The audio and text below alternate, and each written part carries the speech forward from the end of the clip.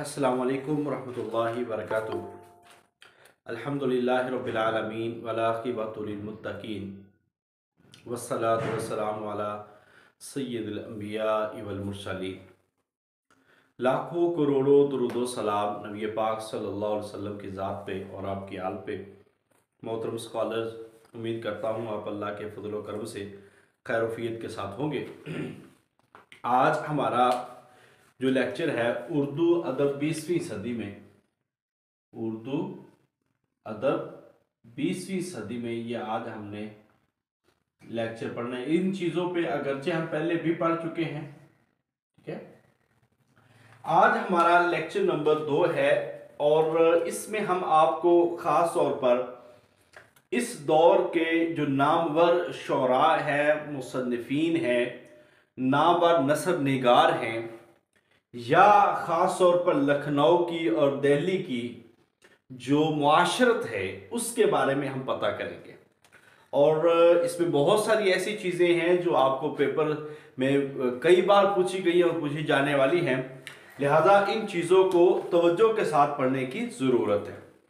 हम यहाँ पे चंद एक शख्सियात का जिक्र आपके सामने पेश करेंगे, ख़ास तौर पर मीर अमन देहलवी और इसके बाद रजब अली बेग का और मिर्ज़ा हादी रुस्वा का, इसके बाद उनके जो मारूफ नावल है इमराओ जान अदा उसका, और इसके बाद है शौकत सिद्दीकी का, और मज़ीद अगर टाइम बचा तो हम मज़ीद पढ़ेंगे।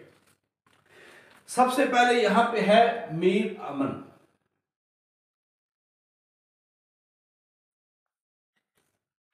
देहलवी। अच्छा जी, ये है इनका असल नाम है मीर अमानुल्लाह, असल नाम है मीर अमानुल्लाह, ये इनका असल नाम है। ये पेपर में पूछा जाता है। तखल्लुस जो है वो इनका मीर अमन है। इनकी मारूफ किताब है बागो बहार, बागो बहार, ये इनका मारूफ किस्सा है।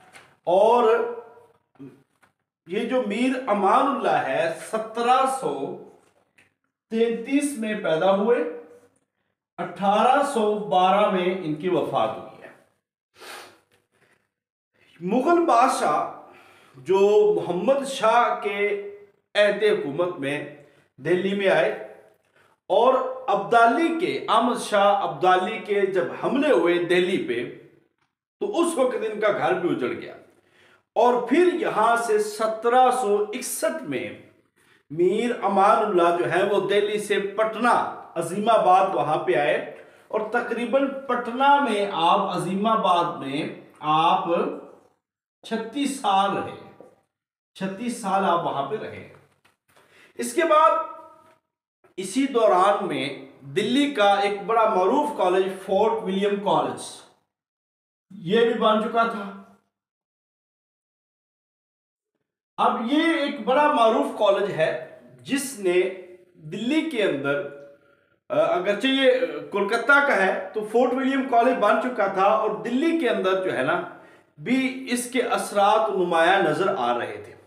अब यहां पे देखते हैं तो मीर बहादुर अली हुसैनी, मीर बहादुर अली हुसैनी जो है ना वो इस कॉलेज से वाबस्ता थे, फोर्ट विलियम कॉलेज से।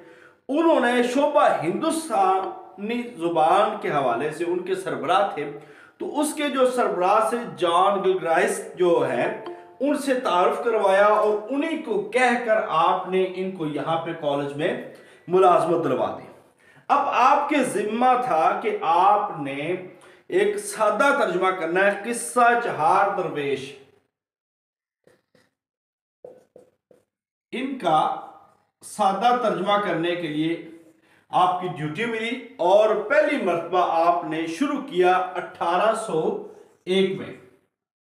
बागो बहार आपको पता है कि एक बड़ा मारूफ कारनामा है मीर अमन का, और उन्होंने इसके अंदर जो है बड़ी तफासिल के साथ चीज़ों को बयान किया है। और फिर ख़ास तौर पर जो बादशाहों के किस्से हैं, किस्सा चहार दरवेश 5वें बादशाह का आज़ाद वक्त, उसका किस्सा उन्होंने बड़े उम्दा अंदाज के अंदर इसके अंदर बयान किया।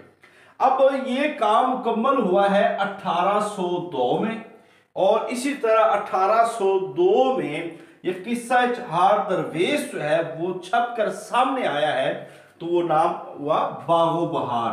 किस्सा है बागो बहार, ये वाला मारूफ नाम। तो इसके बाद जो है इनकी मारूफ किताबें और भी आई हैं, उसमें से अखलाक हसनी, ये इनकी एक अहम किताब है। इसके अलावा जो किताब आई है वो गंज खूबी के नाम से, गंज खूबी इनके नाम से एक किताब आई है। अब आपने किस्सा चहार दरवेश के अंदर जो 5वां बादशाह आजाद वक्त था उसकी अपनी सरगुज़श्त यहाँ पे सुनाते हुए आखिर में मकसद एक कामयाब किस्से को बयान करना, उसमें कामयाब रहे। इसमें इन्होंने सादा जुबान इख्तियार की, रवानी इसमें मौजूद है और कामयाब एक किस्सा गोई का जो यहाँ पे उल्सन मिलता है। और इस किस्से के अंदर जो है ना वो दिल्ली की मुआशरत जो है उसका जिक्र किया गया है। आपको पता है फसाना अजायब जो है वो लखनऊ की मुआशरत के ऊपर है, और जो बागो बहार है ये मीर अमन की दिल्ली जो है सकाफत उसके ऊपर लिखे जाने वाला एक अहम किस्सा है। मुख्तसर मगर जामे इन चीजों को देखा जा सकता है। अब इसके बाद एक चीज है पढ़ने वाली बागो बहार। देखिए आप सब उर्दू से रिलेटेड हैं और उर्दू को जानने वाले हैं, तो हमें ये चाहिए कि हम इन चीज़ों को बड़ी तसल्ली के साथ पढ़े, ताकि जो है ना आप सब ये अपने माइक म्यूट कर लीजिए बेटे। आप इन चीज़ों को तसल्ली के साथ पढ़ेंगे तो ये चीज़ें इंशाअल्लाह ताला आपके लिए आसान रहेंगी। अब आप सब ने एक दफ़ा बागो बहार का खुलासा जो है वो तैयार करना है, वो पढ़ना है आपने, ठीक है। नेक्स्ट जो हमारी क्लास होगी उसके अंदर हम आपको लेक्चर वीडियो भेजेंगे, मगर डिस्कशन हमारी इन सारी चीजों पे इंशाल्लाह होगी। यहां पे हमने एक पढ़ लिया, अब है रजब अली बेग।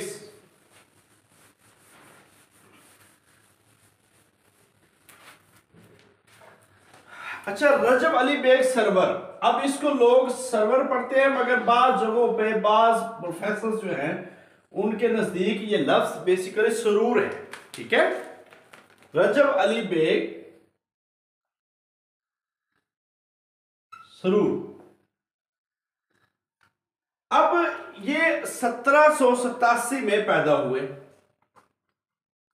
इस हिसाब से मीर अमन जो है वो इनसे बड़े हैं, 1733 में पैदा। अब 1787 में पैदा हुए, 1867 में बनारस में इनकी वफात हुई है। बनारस शहर में इनकी वफात हुई है। सरवर इनका तखल्लुस है। तखल्लुस क्या है? सरवर, ये इनका तखल्लुस है और नाम इनका है सरवर अली। अब वालिद साहब हैं असगर अली बेग।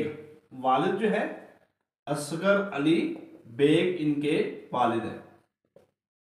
इसके बाद अरबी और फारसी के ये एक माहिर थे। शेर व शायरी में इनके यहाँ जो एक सोज़ो गदाज जो पाया जाता है वो आपकी शायरी के अंदर मीर दर्द से है, ठीक है।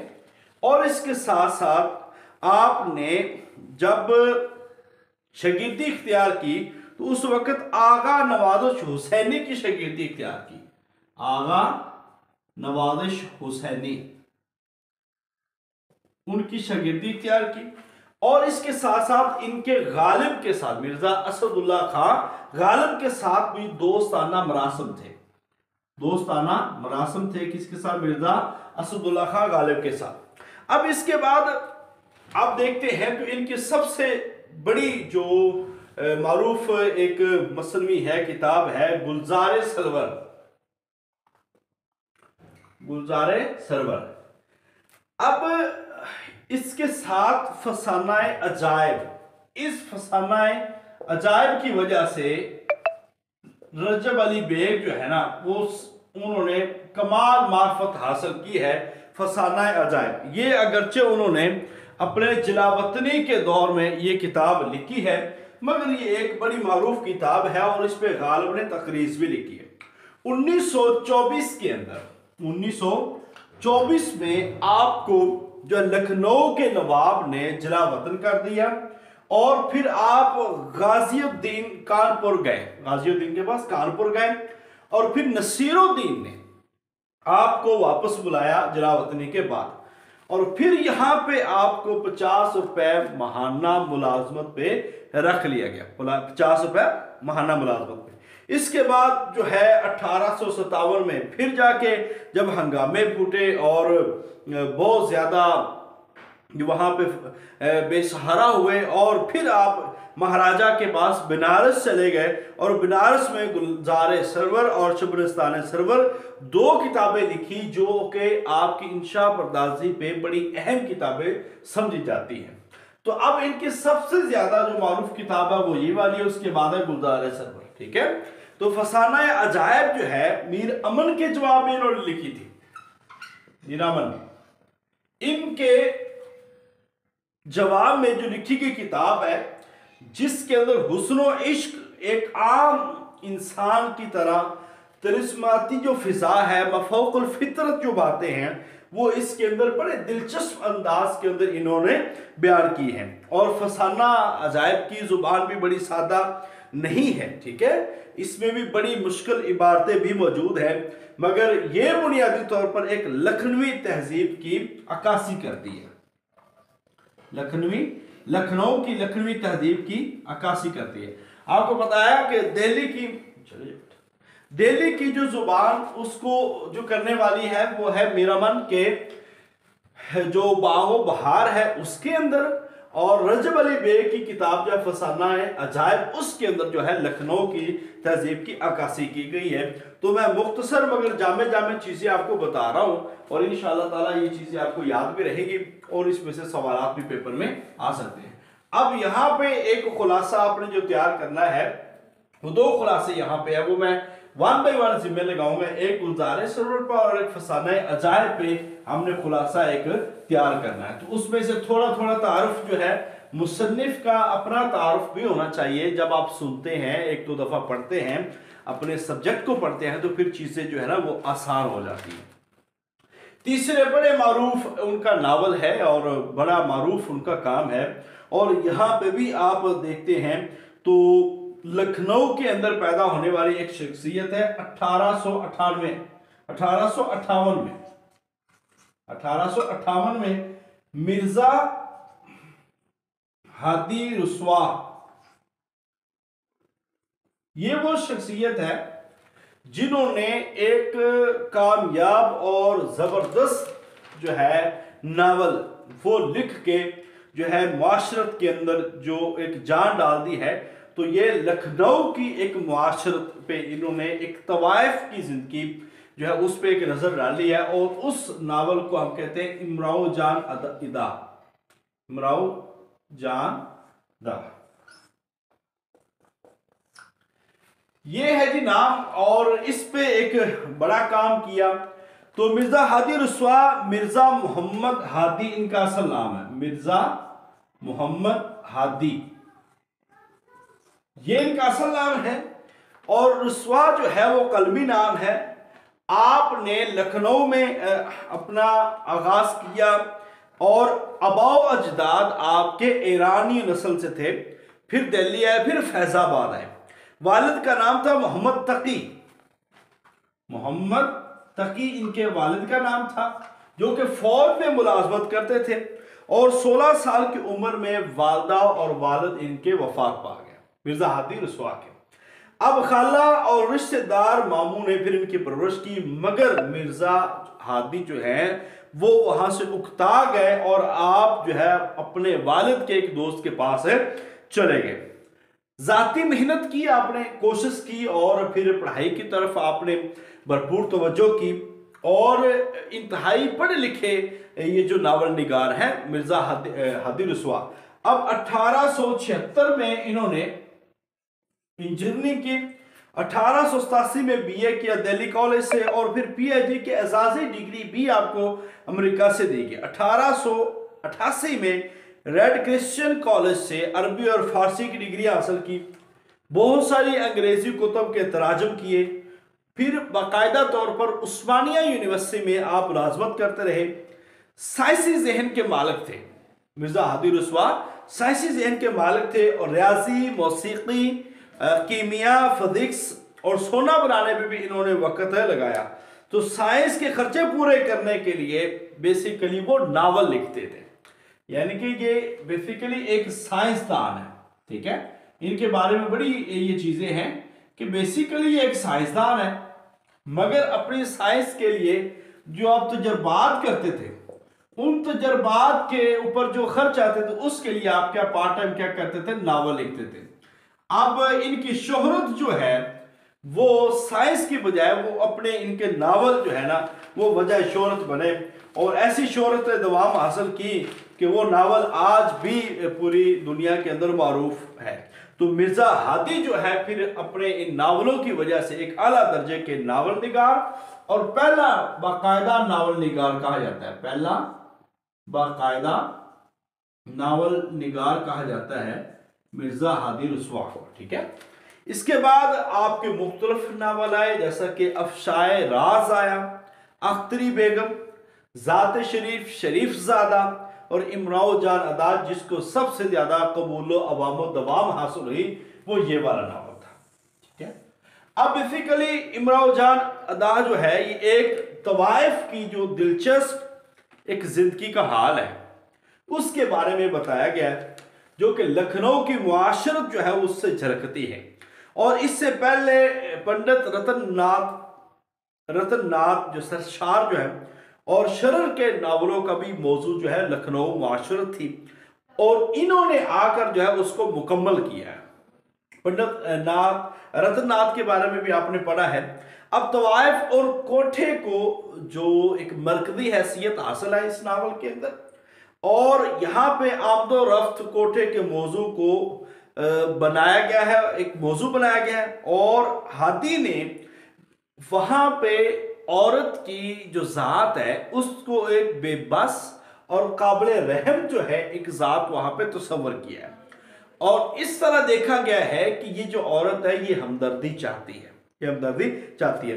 हालात बताते हैं अपने इस नावल के अंदर कि किस तरह मासूम लड़कियां जो है इस काम में मजीद धंसती चली जाती हैं। यानी कि अगर आप ये नावल पढ़ते हैं तो ये नावल, इस पे तो फिल्में भी आ चुकी हैं, तो अगर आप नावल पढ़ते हैं तो आपको डीपली स्टडी करनी चाहिए, इसका खुलासा तैयार करना चाहिए।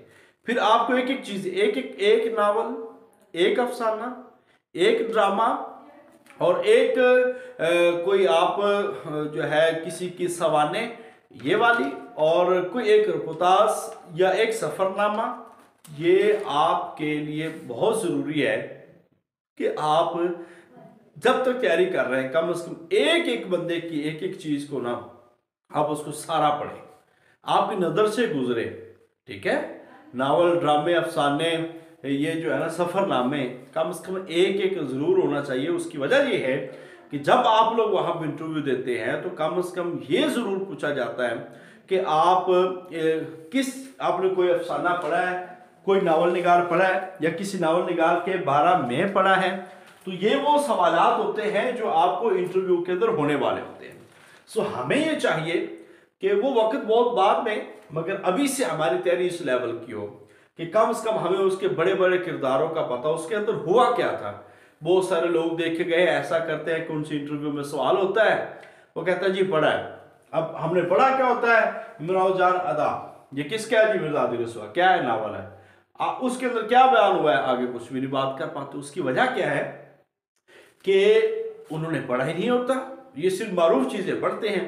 लिहाजा ये जो इनके मुख्तलिफ जो किरदार हैं उनके किरदारों पे आपने लाजमी बात करनी। जैसा कि यहाँ पे अमीरन फैज़ाबाद के महल्ले शरीफ और सादेवाल के घर एक पैदा होने वाली एक औरत है जिसको यहाँ पे इमराओ जान इदा का नाम दिया गया। फिर महल्ले के बदमाश दिलावर खान जो है उसके बारे में बताया गया। बाप से बदला लेने के लिए अमीरन को उसने अगवा किया था और फिर लखनऊ में एक खानम के पास उसको बेच दिया था। अब नायिका की निगरानी जो है वो अमीरन की तरबियत हुई थी और जहाँ पे असल नाम इनका गायब हो गया था, और उसके बाद खानम की तवज्जो से वो तरादार और सलीके वाली एक औरत, तालीम याफ्ता एक औरत बनी थी। उसके बाद उनका नाम इमरान जान अदा रखा गया। तो ये एक बड़ा एक दिलचस्प नावल है, आपने इसको ज़रूर पढ़ना है। और वैसे भी उर्दू से शगफ रखने वाले इन चीज़ों को ज़रूर देखते हैं कि आपको सहूलत हो और आपके पास जो है ना वो इन चीज़ों का नॉलेज होना बहुत ज़रूरी है। ये मैं मुख्तसर चीज़ें कर रहा हूँ क्योंकि बहुत डिटेल में जाएंगे तो एक ही नावल निगार जो है या एक ही नावल हम पढ़ सकते हैं। तो ये आज की चौथी असाइनमेंट होगी कि इमरान जान अदा का जो खुलासा है वो हमने रेडी करना है। अब इसके बाद शख्सियत आती है शौकत सिद्दीकी की।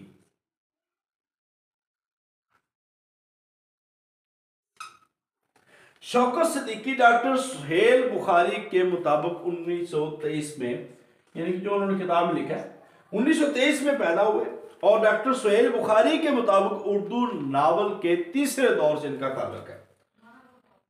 तीसरे दौर, उर्दू नावल के तीसरे दौर से इनका ताल्लुक है। और लखनऊ से ये 1950 में लाहौर आए। लखनऊ से 1950 में ये लाहौर आए और लाहौर से फिर बाद में आप कराची चले गए।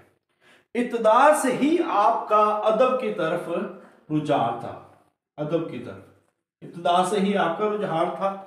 अब सहाफियाना खिदमात में इनकी मारूफ हैं। पाकिस्तान राइटर्स के मजलिस आमा के मेंबर्स भी रहे। फिर तरक्की पसंद मुसन्निफीन के सदर, जो एक तरक्की पसंद तहरीक है, ये अभी आप इस वीक में पढ़ेंगे, तरक्की पसंद तहरीक, उसके सदर रहे हैं। इसके बाद जो है आप रोजनामा मशरक में कॉलम भी लिखते रहे और इनके 3 नावल बड़े मारूफ हैं। बहुत सारी चीजें आपने जो है उर्दू नावल में पढ़ी थी या पहले भी पढ़ चुके हैं। अब सबसे इनका जो बड़ा मारूफ नावल है ना वह है खुदा की बस्ती। खुदा की बस्ती इनका बड़ा मारूफ नावल है, जिसके अंदर निचले और मुतवस्सित तबके की जिंदगी को बयान किया गया। वहां पे मुआशरती नफ्सियाती मसाइल और मशागल को वादे किया गया और उसका ताल्लुक एक फरेबखोरी धोखाधड़ी के साथ यहाँ पे बयान किया गया। और नावल की जो हीरोइन है वो सुल्ताना एक लड़की है। इस नावल की सुल्ताना नाम की एक लड़की है, वो नावल की असल में हीरोइन है। और जो है ना चौधरी न्याज, इसमें एक मर्दाना किरदार है चौधरी न्याज का, ये एक मर्दाना किरदार है। अब यहां पे भी एक असाइनमेंट बनेगी। अब मक्कारी के बावजूद नियाज सुल्ताना के हुसूल के लिए उसकी मां को मरवा देता है। ये एक नावल जब आप पढ़ते तो फिर आप उसको, और इसके साथ साथ बीमे की रकम से ये कारोबार करता है और फिर सुल्ताना से शादी करता है। सुल्ताना इस जो है ना नावल का मेन किरदार है। तो इसके अंदर एक सियासी लीडर की हैसियत से भी खान बहादुर फरजान अली एक सियासी लीडर की हैसियत से भी सामने आता है। तो एक मुकालमा नगारी का एक बेहतरीन जो हसीन इम्तजाज जो है ना वो खुदा की बस्ती में मिलता है।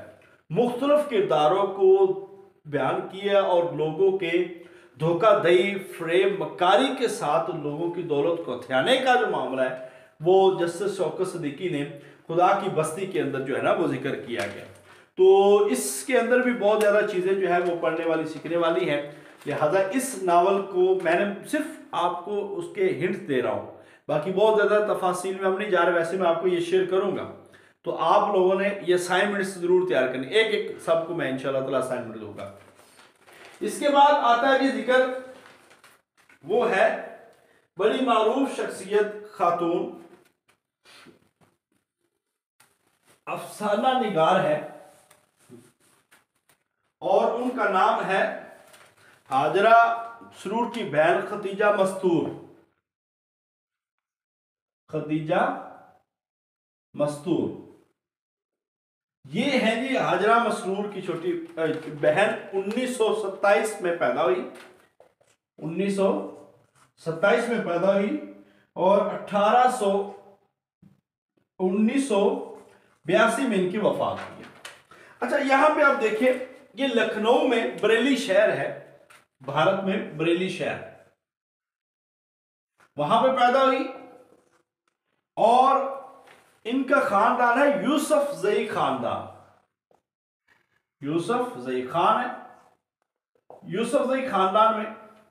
और वालिद का नाम है तहरुल अली, तहवर अली, इसको तहूर भी लोगों ने कहा है, अली खान, ये इनके वालिद है खान, ठीक है। अब 1936 में इन्होंने बाकायदा तालीम का आगाज किया, अपने तकरीबन जो है ना आप क्या 9 साल पाकिस्तान आई। और वालिद की वफात के बाद जो है ना आपकी कफालत की है आपके मामूजा, उनकी भी जल्द वफात हुई, तो लिखने की वजह और इनका आगाज जो लिखने का वो बाकायदा तौर पर 1942 में हो गया था। 1942 में इन्होंने लिखना शुरू कर दिया था। अब इब्तदाई कहानियां ख़याम और आलमगीर नामी जरायद के अंदर इन्होंने वो कहानियां लिखी है, किसमें, ख़याम के अंदर, साला ख़याम और आलमगीर, इनके अंदर इन्होंने इब्तदाई कहानियां जो है वो जरायद में लिखी। फिर पाकिस्तान आ गई। 1950 में अंजुमन तरक्की पसंद मुसन्निफीन के सेक्रेटरी रहे, अंजुमन तरक्की पसंद मुसन्निफीन के सेक्रेटरी ये रहे हैं। और मरूफ अफसाना निगार जहीर बाबर से, ये मरूफ अफसाना निगार है, जहीर बाबर से इनकी शादी हुई, ठीक है, जहीर बाबर से इनकी शादी हुई। सबसे पहला इनका जो नावल है वो 1962 में, बड़ा मारूफ नावल, 1962 में आंगन, ये आंगन है नावल आया था, जिस पे आपको आदमजी अदबी अवार्ड, अदबी अवार्ड, जो कि आदमजी अवार्ड का नाम है, आदमजी अवार्ड इनको दिया गया, किसको, खदीजा मसरूर को। अब इसके अलावा इनके मुख्तलिफ अफसाने भी आए और उनके मजमूए भी शाया हुए, जिसमें से आप देख सकते हैं अफसानों का मजमुआ जो है इनका खेल, अफसानों का मजमुआ खेल, ये आया था 1944 में, ठीक है। इसके बाद है बौछार, ये एक मारूफ इनका मजमुआ है 1946 में, और ये जो खेल है ये 1944 में। चंद रोज और, ये एक है चंद रोज और, ये आया 1951 में। इसके बाद है 1964 में, मैंने आपको बताया 62 के अंदर खास तौर पर ये लिखा और 1964 में ये शाया हुआ। और आखिरी तसनीफ इनकी है ज़मीन के बाद, ज़मीन इनकी तसनीफ है जो आपने अपनी वफात में लिखा था, वफात के बाद तकरीबन शाया हुआ था उसका 1987 में। तो ये एक बड़ा कारनामा है और बड़े मारूफ इनका जो नावल है वो सबसे ज़्यादा वो यही है, आंगन, ठीक है। 1962 में लिखा, शाया जो है 1964 में आंगन जो है वो शाया हो गया था। तो इसके बाद इन्होंने मजीद भी कुछ चीजें लिखी, मगर जो मारूफ चीजें हैं पेपर के अंदर जो पूछी जाने वाली है वो यही है। अब यहाँ पे हमें कम से कम दो, जो एक आंगन का खुलासा रेडी करना है और एक बौछार का जो है ना खुलासा रेडी करना है। तो ये दो खुलासे वैसे भी मैं आपको शेयर करूंगा, मगर फिर भी इसको आप जो है ना वो मजीद किताबों से तसल्ली के साथ लिखेंगे तो इंशाल्लाह ये चीजें ज्यादा आसान हो जाएंगी। अब एक और बड़ी मारूफ शख्सियत है जो आज के दिन हम आखिरी पढ़ेंगे, वो है मुंशी प्रेमचंद, मुंशी प्रेमचंद। इनका भी उर्दू अदब 20वीं सदी में बड़ा नाम है। 1880 पैदा हुए, 1936 में वफात हुई, ठीक है। मुंशी प्रेमचंद असल नाम है धनपत राय, धनपत राय इनका असल नाम है, और कलमी नाम जो इनका है वो है प्रेमचंद। जिला बनारस भारत के पांडेपुर के गांव में पैदा हुए हैं। इनके वालिद मुंशी अजायब लाल, ठीक है। मुंशी अजायब लाल महकमा डाक खाना में मुलाजिम थे। फारसी और उर्दू जुबान सीखी। 15 साल की उम्र में मुंशी प्रेमचंद जो है वो इनके वालिद फौत हो गए और यतीम हो गए।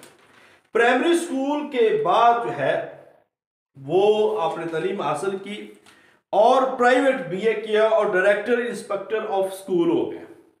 इसके साथ साथ कई साल इसी महकमे में आपने काम किया, director deputy inspector of school, ये बीए करने के बाद। आपकी अदबी जिंदगी का आगाज जो है, अदबी जिंदगी उसका आगाज होता है वो 1901 से हुआ है। 1901 में आपकी अदबी जिंदगी का आगाज हुआ है। रिसाला कानपुर में मज़ामीन लिखते थे। रिसाला कानपुर उसमें मज़ामीन लिखते रहे। इसके साथ मुलाजमत फिर आपने छोड़ दी और अफसाना नगारी आपने शुरू की और बेशुमार अफसाने और नावल लिखे। अव्वलीन अफसाना निगार के नाम पे इनका नाम जाना जाता है मुंशी प्रेमचंद। इनके पहले अफसाना निगारों में अफसाना निगार कौन? मुंशी प्रेमचंद। असल नाम क्या? धनपत राय।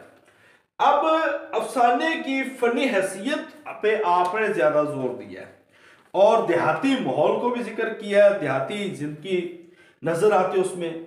अब इनके जो मुख्तलिफ अफसाने हैं वो आपने नावल और अफसाने वो देख लें। सोज़े वतन, प्रेम पचीसी और ज़ादे राह, वारदात अफसानों के मुझों में, इसार, बाजारे हुसन, गोदान निर्मला, बेवा, मैदान अमल नावल इनके। अब ये जो मुख्तलिफ अफसाने और नावल जो इन्होंने लिखे हैं, अब इनके सरीन याद करने की जरूरत नहीं है, बस ये आपको पता हो कि ये किस किस ने लिखे। अब इसमें से आप कोई एक जो है ना वो इसमें याद रख सकते हैं कि वारदात या ज़ादेरा, ठीक है, इसके अंदर उन्होंने क्या बयान किया है। तो ये कोई दो आप ज़हन में रख लेंगे तो इंशाल्लाह ताला यही आपके लिए काफ़ी होगी। अब इनके नावलों में ना एक असल चीज़ है, वो है इस्लाही पहलू, ठीक है। मुंशी प्रेमचंद के नावलों में मुआशरती इस्लाह और जिंदगी के जो मसाइल हैं उसका हल मिलता है हमें मुंशी प्रेमचंद के अफसानों में, नावलों में। मुकामी रंग, हिंदुस्तानी जो रंग है वो भी गालिब इनके ऊपर नजर आता है। यहाँ बैठकर यानी कि हिंदुस्तान में बैठकर ये बाहर की दुनिया की बातें बहुत कम करते हैं, बल्कि हिंदुस्तानी मुआशरत, हिंदुस्तानी जो माहौल है उसी को ज्यादा अपनी जिंदगी के अंदर बयान करते हैं। और ख़ास तौर पर आप जो है वो हकीकी ज़िंदगी की अक्कासी करते हैं। माफ़ौक़ुल फितरत जो बातें हैं वो आपके नावलों में मौजूद नहीं है। यही वजह है कि आपको नावल निगारी के अंदर, अफसाना निगारी के अंदर जो एक बहुत बड़ा मुकाम हासिल हुआ। तो आपने इसके अलावा जो 9th क्लास के अंदर भी एक है मुंशी प्रेमचंद लहू और कली, तो ये अगरचे ज्यादा ताज का है। इसके अलावा और भी पंचायत आपने एक बड़ा मारूफ ड्रामा जो है ना वो भी लिखा है और उसके अंदर उन्होंने वो जिक्र किया है। तो अलगू चौधरी और ये सारे वो मामलात वहां पे। तो बहरहाल ये मुंशी प्रेमचंद, धनपत राय, इसकी बहुत ज्यादा उर्दू अदब के लिए खिदमात है। खास तौर पर अफसाना और नावल में इनका नाम जो है वो बड़ा मारूफ आता है। तो आपने इनको पढ़ना है। इन सब के लिए अगर आपको मैं बताऊं तो सिर्फ 9th और 10th क्लास की सबसे पहले आपने जो है ना उर्दू जो है ना वो आप पढ़ेंगे और फिर आपने इख्तियारी या ऑप्शनल उर्दू को पढ़ लें। ऐसे ही FA की पढ़ेंगे तो ये सारी चीज़ें आपको इंशाल्लाह ताला क्लियर हो जाएंगी। बाकी अगर आपके पास अल्लामा इकबाल ओपन यूनिवर्सिटी का सिलेबस है तो उसको ज़रूर पढ़िएगा और इकबालियात और अल्लामा इकबाल ओपन यूनिवर्सिटी की जो BA की उर्दू है उसको पढ़ेंगे तो ये सारी चीज़ें इंशाल्लाह बड़ी तसल्ली के साथ होंगी। उर्दू की तैयारी अगर बेस्ट की किताबें हैं तो अल्लामा इकबाल ओपन यूनिवर्सिटी की है, आप उनको पढ़ेंगे तो इंशाल्लाह ताला एक भरपूर और जामे तैयारी जो है वो हो सकती है। तो आज के दिन इतना ही। नेक्स्ट हमारी क्लास जो है वो सर हम लेंगे प्रोफेसर रियाज बसमी साहब, वो मारूफ टॉपिक पे। इसके बाद हमारी इस पे एक और क्लास है, वो आपको वीडियो लेक्चर भेजेंगे, मगर मेरा काम जो है वो हमारी डिस्कशन क्लास रखना है। वो इंशाल्लाह ताला डिस्कशन क्लास हम ज़रूर रखेंगे और उसमें से आपसे हम सवालात भी करेंगे ताकि एक अच्छी तरह तैयारी जो है वो हो सके। तो आज का लेक्चर आपने ज़रूर सुना है, नोट भी किया होगा। याद करने से चीज़ें याद रहती हैं, वगरना फ़ायदा को नहीं है। अल्लाह ताला हम सब का हामी नासिर। अस्सलाम वालेकुम रहमतुल्लाहि व बरकातहू। कोई सवाल हो आप तो कर सकते हैं जी।